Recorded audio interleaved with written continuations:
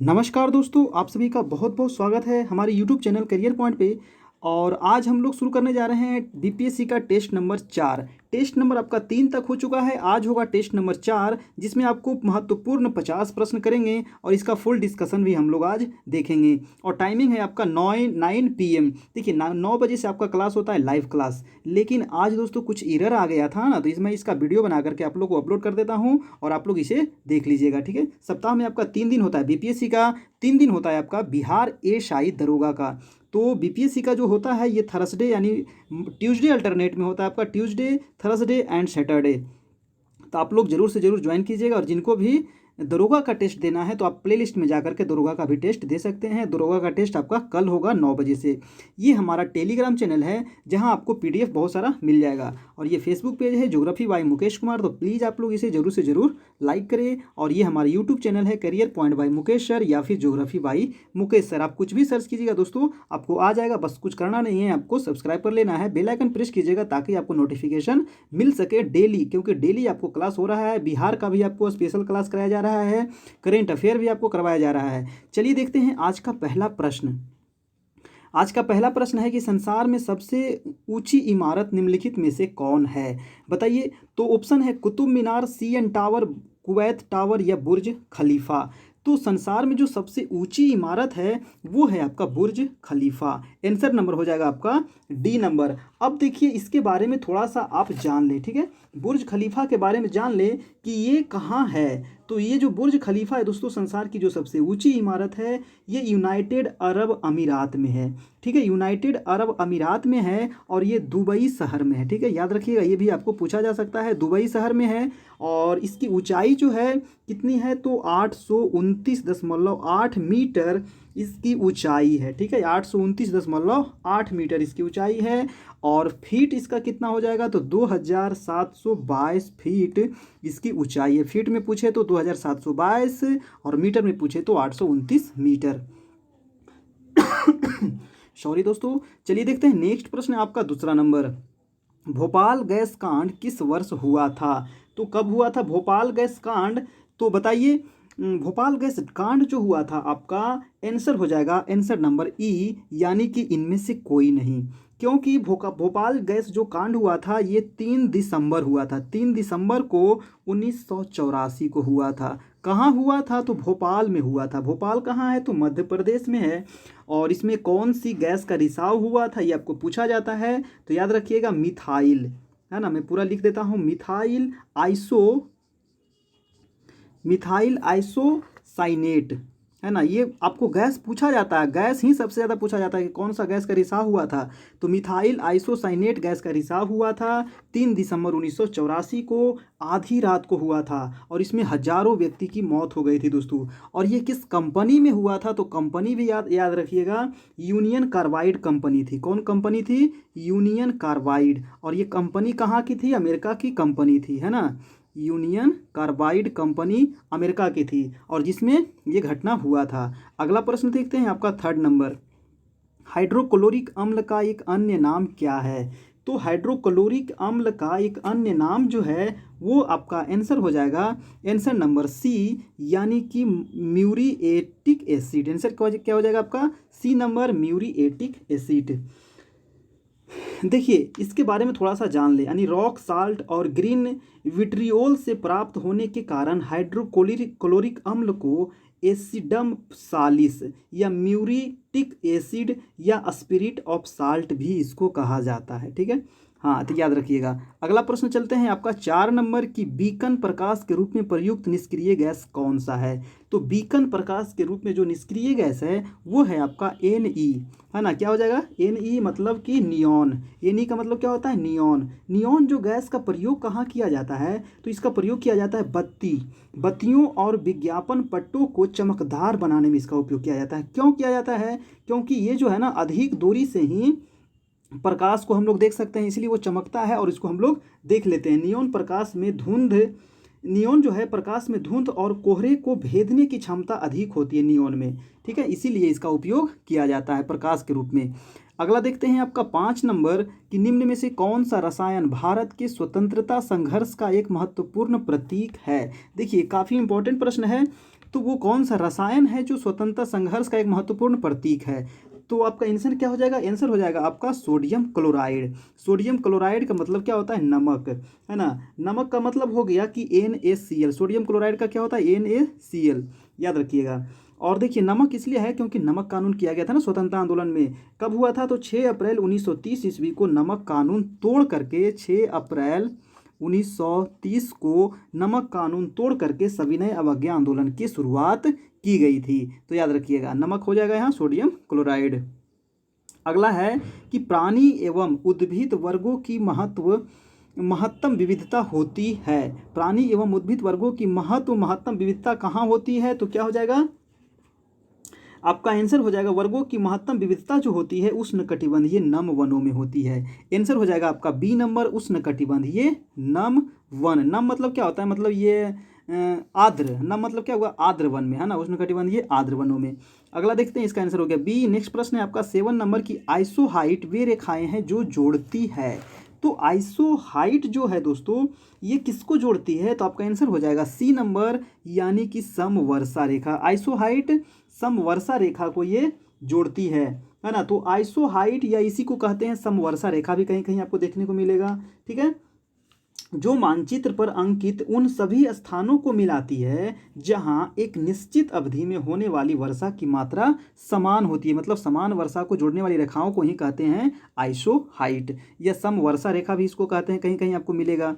अगला प्रश्न देखते हैं आपका 8 नंबर की पृथ्वी के क्रोड में सर्वाधिक पाए जाने वाले तत्व हैं। तो पृथ्वी जो है ना 3 परतों में बटा हुआ है कि नहीं? पृथ्वी जो है हमारा ये 3 परतों में बटा हुआ है। जो सबसे ऊपरी परत है इसको कहते हैं सियाल, ठीक है, सियाल। सियाल का मतलब होता है सी प्लस आल, मतलब सिलिकॉन प्लस एल्युमिनियम। दूसरा होता है सीमा, दूसरा होता है आपको सीमा, है ना। सी से हो गया सिलिकॉन, एम से हो गया मैग्नीशियम, एम से मतलब मैग्नीशियम हो गया। और जो लास्ट इसका जो क्रोड होता है, मतलब जो आंतरिक होता है ना, जो केंद्र होता है, उसको कहते हैं नीफे। सियाल, सीमा और नीफे, ये आपको एग्जाम में कई बार पूछा गया है। निकेल में होता है, नीफे में होता है निकेल प्लस फेरस। तो आंसर हो जाएगा आपका बी नंबर, यानी सबसे जो आंतरिक भाग है, जो अंदर वाला भाग है, इसमें पाया जाता है निकेल और फेरस। इसमें आयरन की मात्रा यानी निकेल की मात्रा बहुत ज़्यादा होता है, ठीक है, याद रखिएगा। हाँ, और जो ये आंतरिक भाग है ये जो है पूरे आयतन का, मतलब पूरे पृथ्वी का 16% भाग ये घेरे हुए है, ये भी आपको पूछा जाता है। सबसे ज़्यादा जो भाग में विस्तृत है वो है आपका सीमा, और जो सबसे ऊपर वाले भाग है यानी जो परपट्टी है ना, इसको कहते हैं सियाल, ठीक है, तो याद रखिएगा। अगला प्रश्न देखते हैं आपका 9 नंबर कि इंदिरा गांधी राष्ट्रीय महिला विश्वविद्यालय केंद्रीय विश्वविद्यालय कहाँ पर स्थित है? तो क्या हो जाएगा आपका इंदिरा गांधी जो राष्ट्रीय महिला विश्वविद्यालय है ये कहाँ है दोस्तों? तो ये जो है आपका कोलकाता में है। आंसर हो जाएगा आपका डी नंबर, ठीक है, कोलकाता में है। नेक्स्ट है आपका 10 नंबर की उस एशियन हाथी का नाम जो मनुष्य की तरह आवाज़ निकालता है। काफ़ी इंपॉर्टेंट है कि उस एशियन हाथी का नाम बताइए जो मनुष्य की तरह आवाज़ निकालता है। तो बताइए वो हाथी कौन सा है जो मनुष्य की जैसा आवाज़ निकालता है? तो वो है, हाथी का नाम है आपको कौशिक। क्या नाम है? कौशिक। आंसर हो जाएगा आपका बी नंबर। अब ये जो हाथी है ये उत्तर कोरिया के उभरलैंड जू में एक एशियन हाथी कौशिक मनुष्य की तरह बोल सकता है। तो याद रखिएगा कहाँ पाया जाता है ये? तो साउथ कोरिया, है ना, साउथ कोरिया। साउथ मतलब दक्षिण कोरिया दोस्तों, उत्तर कोरिया नहीं, साउथ कोरिया में, है ना। साउथ कोरिया के एक जू है उभरलैंड, ईवरलैंड, उसका जू का नाम है ईवरलैंड नाम है, हाँ, ईवरलैंड। यहीं पे ये हाथी पाए जाती है, इसका नाम है कौशिक। और ये देखिए कुछ कुछ जो वर्ड है ना इसको सिखाया गया है और ये बोलती है, जैसे कि वो वर्ड है कौन कौन से? यस, यस बोलती है ये हाथी। और है नो, यस हो गया, नो हो गया। और हो गया सीट, SIT, सीट। और हो गया लाई डाउन, LIEDOWN। तो ये 4 वर्ड ये हाथी बोलती है। तो ये चारों वर्ड आपको याद रखना, यस, नो, सीट और लाई डाउन, ठीक है। तथा अन्य 4 शब्द ये मनुष्य की तरह ये बोल सकती है, ये हाथी है। और ये कहाँ है? तो साउथ कोरिया में है। नेक्स्ट प्रश्न देखते हैं आपको कि भारत के संविधान द्वारा कल्पित कितने प्रकार के आपातकाल हैं? बताइए कितने प्रकार की आपातकाल की व्यवस्था की गई है? तो भारत में 3 प्रकार की आपातकाल की व्यवस्था की गई है ना। मैं तो कई बार आपको बता चुका हूँ कौन कौन से आपातकाल हैं। तो राष्ट्रीय आपात, और दूसरा आपात है राष्ट्रपति शासन, और तीसरा है आपको वित्तीय आपात। तो तीनों आपात का आपको जो अनुच्छेद है वो आपको याद होना चाहिए। पहला राष्ट्रीय आपात जो अनुच्छेद है आपको 352 में, दूसरा है आपको राष्ट्रपति शासन जो है आपको 356 में, और तीसरा है वित्तीय आपात जो है आपको 360 में। राष्ट्रीय आपात जो है अभी तक 3 बार लगा है, राष्ट्रपति शासन तो आपको बहुत बार लग चुका है ना। ये राज्यों में लगाया जाता है जब संवैधानिक स्थिति भंग हो जाती है। और 360 जो है वित्तीय आपात, ये अभी तक भारत में नहीं लगा है, एक भी बार नहीं। तो ये याद रखिएगा, ठीक है। अगला प्रश्न पे चलते हैं, आपका नेक्स्ट है 12 नंबर। उपराष्ट्रपति को पुनः निर्वाचित के लिए पर्याप्त पात्रता प्राप्त होती है। तो आपका 12 का आंसर क्या हो जाएगा? उपराष्ट्रपति के लिए पुनर्निर्वाचन के लिए पात्रता जो होती है वो आपका आंसर हो जाएगा संवैधानिक प्रावधानों के द्वारा। आंसर हो जाएगा आपका ए नंबर, ठीक है, याद रखिएगा। और भारत के प्रथम उपराष्ट्रपति कौन थे? तो डॉक्टर सर्वपल्ली राधाकृष्णन, याद रखिएगा दोस्तों। अगला प्रश्न देखते हैं, आपका 13 नंबर कि संज्ञेय अपराध किसी अपराध को संदर्भित करता है। संज्ञेय अपराध जो है किसी अपराध को संदर्भित करता है जहां आंसर हो जाएगा आपका डी नंबर, यानी कि औपचारिक शिकायत के बिना पुलिस किसी मामले को रजिस्टर कर सकती है। आंसर हो जाएगा डी। चलिए अगला प्रश्न देखते हैं, आपका 14 नंबर की संविधान के अंतर्गत दिए जाने वाले मौलिक अधिकारों की निलंबित संक्रिया हेतु सक्षम प्राधिकारी कौन है? तो संविधान के अंतर्गत दिए जाने वाले जो मौलिक अधिकार है इसको निलंबित संक्रिया हेतु सक्षम जो प्राधिकारी है वो आपका आंसर क्या हो जाएगा? बताइए आंसर क्या होगा इसका? 14 का आपका आंसर होगा आंसर नंबर डी, यानी कि संसद। क्या होगा आपका? संसद, ठीक है। चलिए नेक्स्ट प्रश्न देखते हैं। निम्नलिखित में से किस वर्ष में सबसे पहले अंटार्कटिका के ऊपर ओजोन छिद्र की खोज की गई थी? अब देखिए अंटार्कटिका जो है इसके ऊपर ओजोन छिद्र की खोज सबसे पहले कब की गई थी, ईस्वी आपको पूछ रहा है। तो ईस्वी हो जाएगा आपका 1984 ईस्वी। आंसर नंबर हो जाएगा आपका ए, यानी कि 1984 ईस्वी में खोज किया गया था। और ये जो खोज किया गया था दोस्तों, ये किसके द्वारा किया गया था? तो ये जो किया गया था जोसेफ फॉरमैन, याद रखिएगा इस व्यक्ति का नाम था जोसेफ, है ना। मैं लिख देता हूँ जोसेफ फॉरमैन। तो इन्होंने ही खोज किया था सबसे पहले अंटार्कटिका के ऊपर ओजोन छिद्र। कब किए थे? तो 1984 ईस्वी। अगला प्रश्न देखते हैं, आपका 16 नंबर की अहमद भारतीय उपग्रह स्टेशन कोड किस शहर में स्थित है? तो अहमद भारतीय उपग्रह स्टेशन कोड जो है ये आपको देहरादून में है। कहाँ है? देहरादून। और देहरादून कहाँ है? तो उत्तराखंड में है, ठीक है ना। और ये देहरादून में है, ये चंदमारी गांव में अवस्थित है। देहरादून के चंदमारी, अगर गांव पूछ लिया जाए तो गांव भी याद रखिएगा, चंदमारी गांव, ठीक है। चलिए, और ये जो शुरू हुआ था ना, ये जो शुरू किया गया था, ये भूतपूर्व राष्ट्रपति फखरुद्दीन अली अहमद के सम्मान में इस उपग्रह स्टेशन का नामकरण हुआ है। चलिए नेक्स्ट देखते हैं, आपका प्रश्न है 17 नंबर। नारियल का पानी है, नारियल जो आप पीते हैं इसका पानी क्या है? तो इसका पानी जो है दोस्तों, नारियल का पानी है। आंसर नंबर हो जाएगा आपका डी नंबर, यानी विकृत तरल एंडोस्पर्म, ठीक है। आंसर नंबर हो जाएगा डी नंबर। नारियल का पानी क्या है? विकृत तरल एंडोस्पर्म, ठीक है। चलिए अगला प्रश्न देखते हैं। नेक्स्ट प्रश्न देखते हैं, आपका है 18 नंबर की बुल बिल्स किसमें भाग लेते हैं? तो बुल बिल्स जो है किसमें भाग लेते हैं? आपका आंसर हो जाएगा कायिक जनन। आंसर हो जाएगा आपका बी नंबर, कायिक जनन में ये भाग लेते हैं। आंसर हो जाएगा आपका बी। देखिए बुल बिल्स जो होते हैं ना, ये इसको कहा जाता है हिंदी में बल पत्रिका। हिंदी में क्या कहते हैं? बल पत्रिका। एक छोटा कंद जैसा अवयव है जो वृद्धि करने वाले वनस्पतिक प्ररोही के पत्ते पर अक्षीय रूप में या प्याज और टाइगर लिली जैसे पौधों के फूलों के डंठल पर यह पाया जाता है, ठीक है। यह एक पुनरुत्पादन अवयव है जो वनस्पति के पुनरुत्पादन में ये भाग लेते हैं, बुल बिल्स। चलिए, और ये कायिक जनन है। अगला प्रश्न देखते हैं, आपका नेक्स्ट है 19 नंबर की निम्नलिखित में से कौन सी गैस पृथ्वी विकिरण को बहुत अधिक अवशोषित करती है? तो वो कौन सी गैस है? जो पृथ्वी विकिरण को बहुत अधिक अवशोषित करती है। 19 का आपका आंसर हो जाएगा दोस्तों carbon dioxide, answer number A, ठीक है, कार्बन डाइऑक्साइड। चलिए नेक्स्ट प्रश्न देखते हैं, आपका है 20 नंबर। 20 प्रश्न देखिए कि एसी को डीसी में बदलने के लिए निम्नलिखित में से किसका उपयोग करते हैं। तो एसी को डीसी में बदलने के लिए किसका उपयोग करते हैं बताइए। तो 20 का आंसर क्या हो जाएगा, 20 का आंसर हो जाएगा रेक्टिफायर, आंसर नंबर डी यानी कि रेक्टिफायर। ठीक है दोस्तों, क्या हो जाएगा रेक्टिफायर। यानी प्रत्यावर्ती धारा एसी को दिष्ट धारा यानी डीसी में बदलने के लिए रेक्टिफायर का प्रयोग करते हैं। ट्रांसफॉर्मर प्रत्यावर्ती धारा एसी को वोल्टता को उच्च अथवा निम्न के लिए प्रयोग किया जाता है। ट्रांसफार्मर का उपयोग किस लिए करते हैं, एसी को मतलब कम बेसी करने के लिए इसका उपयोग किया जाता है। चलिए नेक्स्ट प्रश्न देखते हैं, आपका है 21 कि किशोर अपराधियों को कहाँ रखा जाता है। जो बच्चे होते हैं, जो अपराध होते हैं, बच्चे जो अपराध होते हैं, जो अपराधी करते हैं, गलत काम करते हैं, इसको कहाँ रखा जाता है। तो आपका 21 का क्या हो जाएगा, इसको जो रखा जाता है सुधार घर में रखा जाता है, आंसर हो जाएगा आपका डी नंबर, सुधार घरों में इसे बच्चे को रखा जाता है। चलिए नेक्स्ट प्रश्न देखते हैं, आपका नेक्स्ट प्रश्न है आपका 22 कि इसरो का पूरा नाम बताइए। मतलब कि इसरो का फुल फॉर्म, इसरो होता है ISRO। तो इसरो का जो फुल फॉर्म होता है इंडियन स्पेस रिसर्च ऑर्गेनाइजेशन, ठीक ना, इंडियन स्पेस रिसर्च ऑर्गेनाइजेशन, यानी कि आंसर नंबर सी हो जाएगा। ठीक है, याद रखिएगा इंडियन स्पेस रिसर्च ऑर्गेनाइजेशन, कई बार आपको पूछा गया है। नेक्स्ट है आपका 23 कि भारतीय राष्ट्रीय कांग्रेस के प्रथम मुस्लिम अध्यक्ष कौन थे। तो भारतीय राष्ट्रीय कांग्रेस के जो प्रथम मुस्लिम अध्यक्ष थे दोस्तों, ये थे आपको बदरुद्दीन तैयबजी।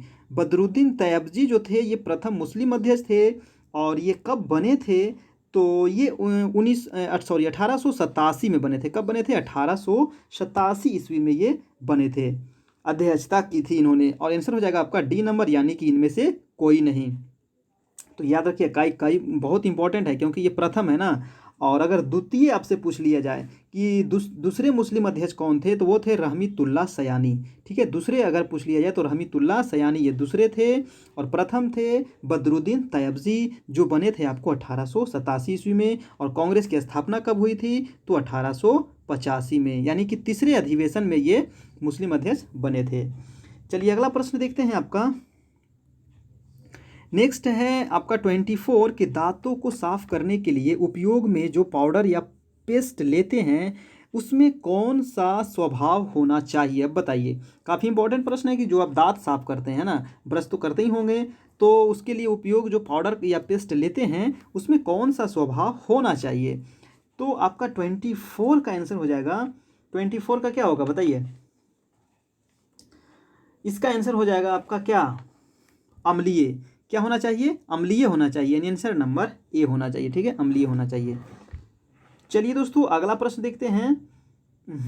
अम्लीय है, इसका मतलब इसका मान जो होता है ना, मुंह के पीएच मान 5.5 से कम दांतों पर कम होने पर दांतों का क्षय प्रारंभ हो जाता है। ठीक है, और देखिए अम्लीय का मतलब क्या होता है कि 7 से इसका पीएच वैल्यू कम होना चाहिए। 7 से कम है तो इसको अम्लीय कहेंगे, और 7 से ज़्यादा है तो इसको क्या कहते हैं, क्षारीय कहते हैं। ठीक है, तो ये याद रखिएगा, कई बार पूछा जाता है। अगला है कि टमाटर में कौन सा अम्ल होता है। कई बार पूछा गया टमाटर में कौन सा अम्ल होता है, बहुत इंपॉर्टेंट है, बताइए।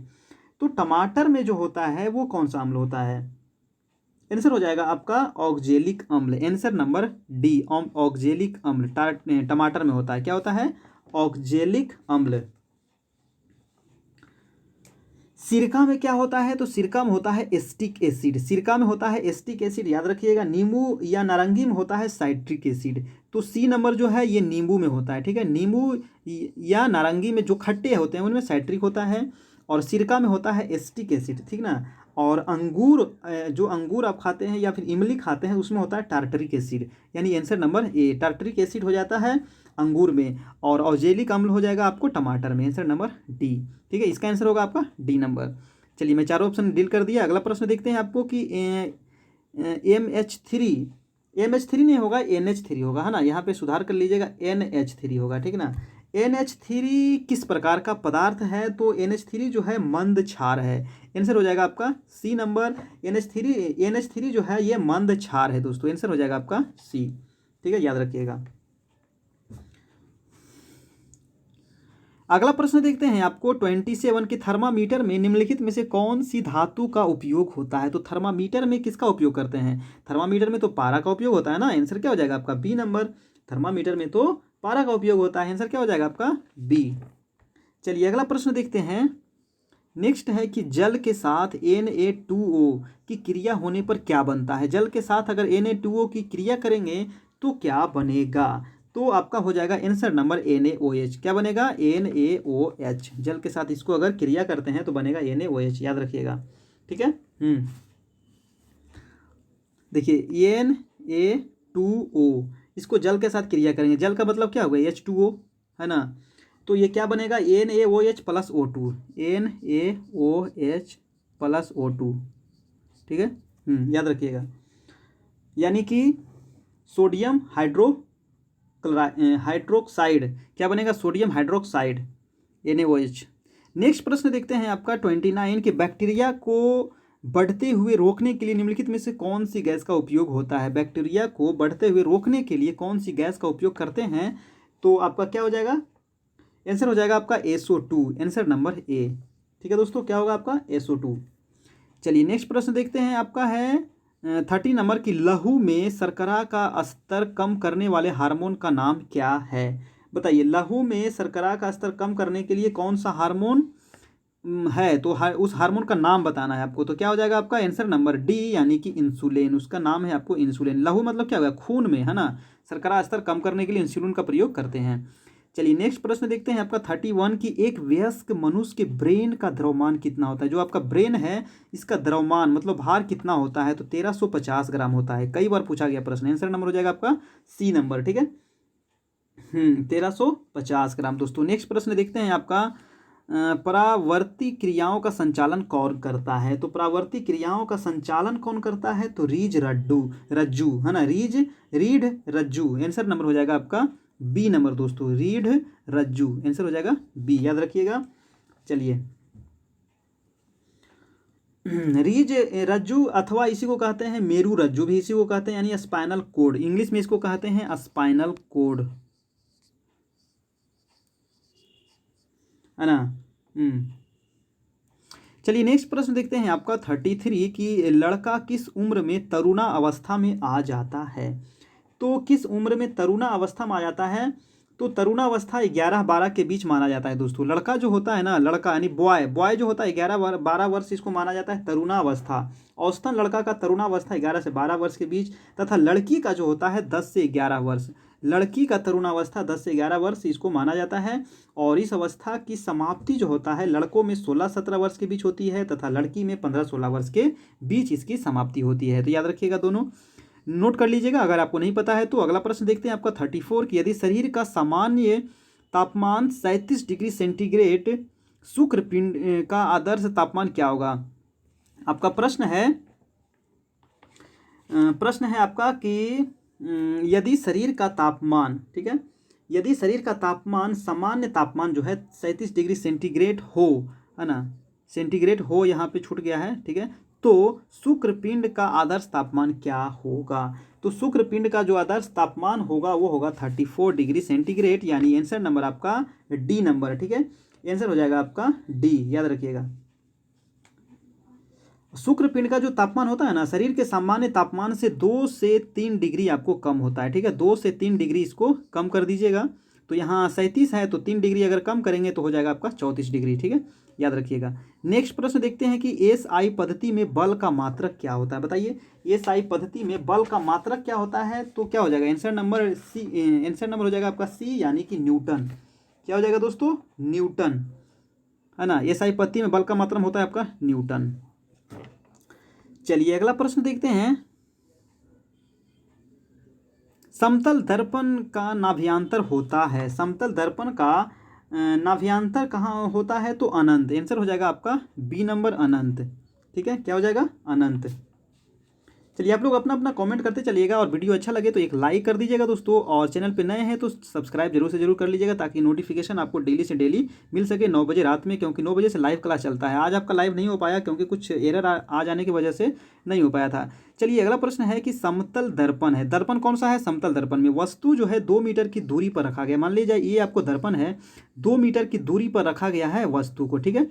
हाँ, तो उसके प्रतिबिंब और वस्तु के बीच की दूरी कितनी होगी? तो इसके जो प्रतिबिंब होगा कहाँ होगा? समतल है ना, तो इधर 2 है तो यहाँ भी 2 ही होगा, तो 2 और 2 कितना हो गया? 4 मीटर। तो इसकी दूरी कितनी हो जाएगी? 4 मीटर। मतलब प्रतिबिंब तो 2 मीटर दूर में बनेगा, और ये वस्तु 2 मीटर दूर में रखा गया, तो 2 इधर 2 इधर, यानी टोटल कितना हो गया? 4 मीटर। आंसर नंबर आपका हो गया ये। वीडियो अच्छा लगे तो एक लाइक कर दीजिएगा दोस्तों, ठीक है, जरूर लाइक करिएगा, और चैनल पर नए हैं तो चैनल को जरूर से जरूर सब्सक्राइब कर लीजिएगा, और बेल आइकन जरूर प्रेस कीजिएगा ताकि आपको नोटिफिकेशन मिल सके, और अपने जितने भी दोस्त हैं आपको उसको थोड़ा सा शेयर कर दीजिएगा, थोड़ा सा हमें हेल्प कीजिए, क्योंकि आप लोग को इतना सपोर्ट कर रहे हैं तो आप लोग भी थोड़ा सा कुछ तो मदद कर दीजिए, क्योंकि आप लोग से तो कोई पैसा लिया नहीं जा रहा है, फ्री में पढ़ा रहे हैं आप लोग को, तो कम से कम इतना तो कर दीजिए।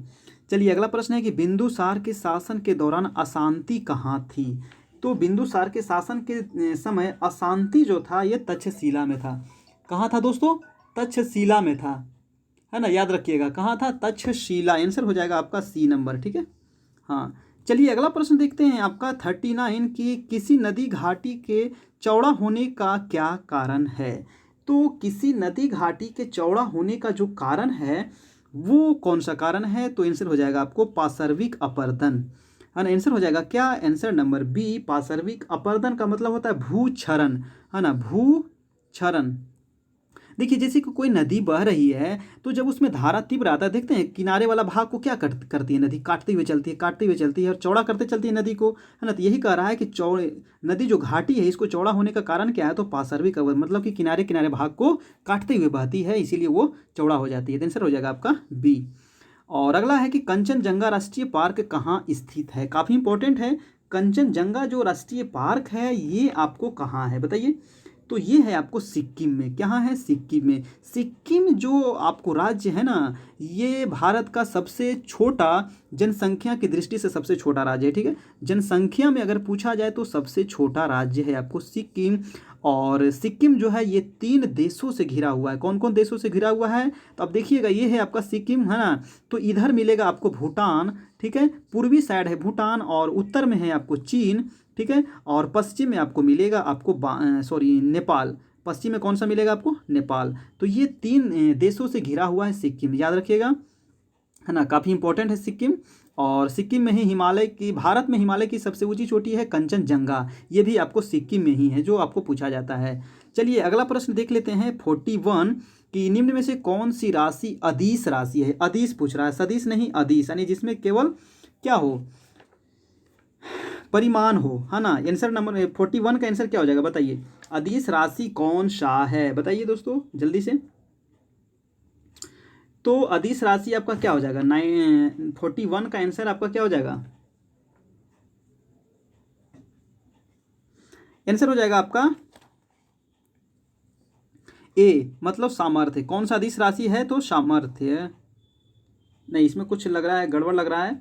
हाँ, आंसर नंबर ए हो जाएगा दोस्तों, सही है। 41 का आंसर हो जाएगा आपका ए, यानी कि सामर्थ्य। चलिए अगला प्रश्न देखते हैं 100 डिग्री सेंटीग्रेड किसके बराबर है? देखिए 100 डिग्री, ये कई बार एग्जाम में पूछा गया है। जो डिग्री सेंटीग्रेड है इसको फॉरेनहाइट में बदलने के लिए आपको एग्जाम में पूछा जाता है, ठीक है। तो अब ध्यान रखिएगा इसको कैसे निकालते हैं, ठीक है। यहाँ दे दिया है 100 डिग्री, ये दे देगा आपको 50 डिग्री, दे देगा आपको 150 डिग्री। तो इसको आप लोग कैसे निकालना, ये क्वेश्चन आपको बीपीएससी में पूछा जाता है। तो देखिए यहाँ पे इसका फॉर्मूला होता है C-0/100 बराबर F-32/180, ठीक है। अब इसको क्या करना है? काट देना है। सी का वैल्यू है, मतलब सेंटीग्रेड कितना है? 100। तो यहाँ पे रख देंगे 100 - 0, 100 में से 0 घटाएंगे तो कितना बचेगा? 100, और नीचे भी है 100, तो 100 और 100 कितना हो गया? खत्म हो गया। तो अब बचा ये बचा ना, तो F - 32 बराबर कितना हो जाएगा दोस्तों? 180। ठीक है। और 32 को हम इधर ले जाएंगे तो क्या हो जाएगा, इसमें जुड़ जाएगा क्योंकि माइनस है, इधर जाएगा प्लस हो जाएगा, तो 2 हो जाएगा, 8 3 11 और 1 1 2, यानी 212 डिग्री फ़ारेनहाइट। आंसर हो जाएगा आपका डी। तो ये जो फॉर्मूला है इसको आपको नोट कर लेना है और याद रखना है, C-0। सी का मतलब हो गया जो डिग्री सेंटीग्रेड आपको दिया रहेगा, जैसे यहाँ पे 100 डिग्री सेंटीग्रेड दिया हुआ है तो यहाँ 100 रख दिए और इसमें 0 को माइनस कर देना है, बटा 100 बराबर F मतलब फ़ारेनहाइट माइनस 32 बटा 180। ये फॉर्मूला आपको नोट करना है और इसी को आपको अप्लाई करना है आपको एग्जाम में, ठीक है। आपको निकल जाएगा, 1 नंबर आपको फिक्स हो जाएगा। चलिए अगला प्रश्न देखते हैं कि उदासीन तार का रंग क्या होता है। तो उदासीन तार का रंग क्या होता है बताइए। उदासीन तार का जो रंग होता है ये काला होता है दोस्तों। आंसर हो जाएगा आपका C नंबर काला, ठीक है, याद रखिएगा। चलिए अगला प्रश्न देखते हैं आपका 44 कि निम्नलिखित में से किसने विस्तृत सिंचाई की नीति का सूत्रपात किया था। तो विस्तृत सिंचाई की नीति किसने किया था, लॉर्ड कैनिंग, कॉर्नवालिस, डफरिन या मिंटो। तो आपका आंसर हो जाएगा 44 नंबर का, 44 आपका आंसर हो जाएगा लॉर्ड डलहौजी ने किया था, ठीक है, याद रखिएगा, लॉर्ड डलहौजी। आंसर हो जाएगा आपका डी नंबर, ठीक है, डी लॉर्ड डलहौजी। और इसका जो कार्यकाल था 1848 से लेकर के 56 तक था इसका कार्यकाल। लॉर्ड डलहौजी के समय में ही आपको बहुत सारा कार्य किया गया था, जैसे कि सबसे पहले आपको जो रेलवे चलाया गया था, है ना, ये डलहौजी के समय में ही चलाया गया था 1853 ईस्वी में, मुंबई से लेकर थाने के बीच, ठीक है, तो ये याद रखिएगा आपको। हाँ चलिए अगला प्रश्न देख लेते हैं, इसका आंसर हो गया आपका ई नंबर, ठीक है, लॉर्ड डलहौजी। नेक्स्ट है आपको कि निम्नलिखित में अंग्रेजों में से किसे जहांगीर ने खान की उपाधि से सम्मानित किया था। तो खान की उपाधि से किसे सम्मानित किया था दोस्तों, तो आंसर हो जाएगा सर टॉमस रो। क्या हो जाएगा, सर टॉमस रो, यानी कि आंसर नंबर बी, ठीक है, सर टॉमस रो को अंग्रेजों में से, है ना, जहांगीर ने इसको खान की उपाधि से सम्मानित किया था। नेक्स्ट देख लेते हैं आपका 46 कि नादिर शाह जिसने भारत पर आक्रमण किया था। नादिर शाह जिसने भारत पर आक्रमण किया था वो कहाँ से किया था, अफगानिस्तान, ईरान, इराक या तुर्की। तो आपका क्या हो जाएगा 46 का आंसर हो जाएगा ईरान। आंसर नंबर आपका सी। चलिए अगला प्रश्न देख लेते हैं, आपका है 47 की सना की राजधानी कहाँ है। काफ़ी इंपॉर्टेंट है ना। सना की राजधानी जो है ये है आपका यमन। आंसर हो जाएगा आपका डी, ठीक है, क्या हो जाएगा डी नंबर, यानी कि यमन, ठीक है। चलिए अगला देख लेते हैं, आपका प्रश्न है आपका 48 कि निम्नलिखित में से कौन सा क्षेत्र भूकंप द्वारा सबसे कम प्रभावित हुआ। तो भूकंप के द्वारा सबसे कम जो प्रभावित हुआ था, आंसर हो जाएगा आपका मालवा पठार, यानी आंसर नंबर आपका सी, मालवा पठार सबसे कम प्रभावित हुआ है। आंसर हो जाएगा आपका सी नंबर दोस्तों, है ना। मालवा पठार, देखिए मालवा के बारे में मैंने आपको ज्योग्राफी में कई बार बता चुका हूँ कि मालवा का पठार आपका कहाँ है। चलिए देखते हैं अगला प्रश्न, निम्नलिखित में से कौन चौगान यानी पोलो खेलते समय मारा गया था। काफ़ी इंपॉर्टेंट है, कई बार एग्जाम में पूछा गया, यानी पोलो यानी चौगान के खेलते समय, इसी को चौगान कहते हैं, खेलते समय ये गिर गया था और इसकी मृत्यु हो गई थी। तो कौन था वो, तो ये था आपको ऐबक, यानी कुतुबुद्दीन ऐबक। आंसर नंबर हो जाएगा आपका ए, ठीक है। पोलो में जो खेला होता है इसमें कितने खिलाड़ी होते हैं, तो इसमें 4 खिलाड़ी होता है। पोलो में कितना होता है, 4 खिलाड़ी होता है, वाटर पोलो, ठीक है ना, याद रखिएगा दोस्तों, ठीक है। हाँ, दिल्ली सल्तनत का प्रथम शासक था कुतुबुद्दीन ऐबक, ये गुलाम वंश की, और इसकी मृत्यु हो गई थी आपको 210 ईस्वी में, लाहौर में हुआ था, ठीक है। लाहौर में ये चौगान खेल रहे थे, पोलो खेल रहे थे, और घोड़े से गिरने से इसकी मृत्यु हो गई थी। चलिए अगला प्रश्न देख लेते हैं कि जोजिला दर्रा कहाँ है। यह कल आपका लास्ट प्रश्न है आज का। तो वीडियो अच्छा लगा हो तो प्लीज़ एक लाइक कर दीजिएगा, और चैनल पे नए हैं तो जरूर से जरूर चैनल को सब्सक्राइब कर लीजिएगा, बेल आइकन प्रेस कर लीजिएगा ताकि आपको नोटिफिकेशन मिल सके। और आपको बिहार दरोगा का भी आपको टेस्ट कराया जा रहा है ना, तो बिहार दरोगा का आप जाइए प्लेलिस्ट में, आपको मिल जाएगा बिहार दरोगा का भी टेस्ट। अगर आप फॉर्म भरे हैं, आपके जो भी दोस्त हैं उसको बता दीजिएगा, ठीक है। चलिए जोजिला दर्रा कहाँ है बता दीजिए आप, तो इसका आंसर हो जाएगा आपका सी नंबर, यानी कि जम्मू कश्मीर। जोजिला और बुर्जिल ये दोनों काफ़ी इंपॉर्टेंट दर्रा है जो आपको एग्जाम में बार बार पूछा जाता है दोस्तों। जोजिला दर्रा और बुर्जिल दर्रा दोनों हैं आपको जम्मू कश्मीर में। जोजिला दर्रा के बारे में थोड़ा सा जान लें, ये जम्मू कश्मीर राज्य के जास्कर श्रेणी में पड़ता है। पूछा जाता है आपको किस श्रेणी में है, तो जास्कर, ठीक ना, जास्कर श्रेणी में ये स्थित है। और इसकी ऊंचाई कितनी है, तो 3529 मीटर इसकी ऊंचाई है, ठीक है। श्रीनगर से लेह का मार्ग इसी दर्रे से होकर जाया जाता है, यानी जोजिला दर्रा से ही होकर जाया जाता है श्रीनगर से लेह, ठीक है। तो ये था आज का 50 महत्वपूर्ण प्रश्न, और इससे संबंधित हम लोग डिस्कशन भी देख लिए। और वीडियो अच्छा लगा हो तो एक लाइक कर दीजिएगा। आज चौथा टेस्ट आपका ख़त्म हो गया, और 3 दिन आपका बीपीएससी का टेस्ट चलता है, ट्यूसडे, थर्सडे एंड सैटरडे, और 3 दिन आपका टेस्ट चलता है बिहार एसआई। अभी आपका अल्टरनेट चल रहा है और कुछ दिन के बाद आपको इसको रेगुलर कर दिया जाएगा दोस्तों। ये आपका टेलीग्राम चैनल है, इसका लिंक आपको मिल जाएगा वीडियो के नीचे डिस्क्रिप्शन में, जहाँ से आप ज्वाइन कर सकते हैं। ये आपका फेसबुक पेज है ज्योग्राफी बाय मुकेश कुमार, तो प्लीज़ आप लोग इसे जरूर से जरूर लाइक करें। और ये आपका यूट्यूब चैनल है geography career point by Mukesh sir या फिर ज्योग्राफी बाय मुकेश सर, आप दोनों में से कुछ भी सर्च कीजिएगा आपको आ जाएगा। बस आपको सब्सक्राइब कर लेना है, बेल आइकन प्रेस करना है। और ये हमारा ट्यूटर है दोस्तों, तो प्लीज़ आप लोग इसे जरूर से जरूर फॉलो करें। तो ठीक है दोस्तों, फिर हम लोग मिलते हैं नेक्स्ट वीडियो में। तब तक के लिए आप लोग अच्छे से तैयारी करते रहें। Goodbye, take care.